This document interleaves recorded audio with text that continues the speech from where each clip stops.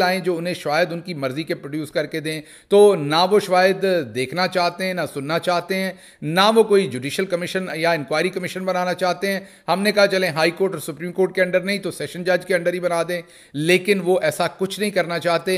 वाज़े तौर पर लगता है कि वो पहले से ही माइंड बना चुके हैं कि उन्होंने हमारे खिलाफ क्या फैसला करना है। ये सुनिए शोएब शाहीन साहब ने क्या कहा। ऑफिशियल डॉक्यूमेंट्स को भी आप नहीं मानेंगे क्या? आप जो आज पूरा लाइव वीडियोस आप लोगों ने दिखाई हैं यूएसबी में, हम लेकर आए, उन्हें कहा मैं नहीं देखता, क्या वो एविडेंस के तौर पर हम पेश नहीं कर सकते?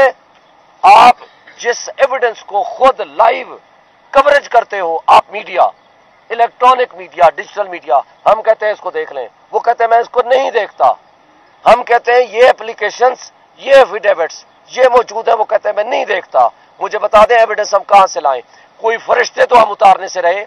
हम कहते हैं आप बनाए जुडिशियल कमीशन, आज बनाए, हम आपको सारी एविडेंस एक जुडिशियल कमीशन के पास जो एविडेंस रिकॉर्ड करे वहां जाकर देते हैं, आप उसकी फाइंडिंग्स ले लें।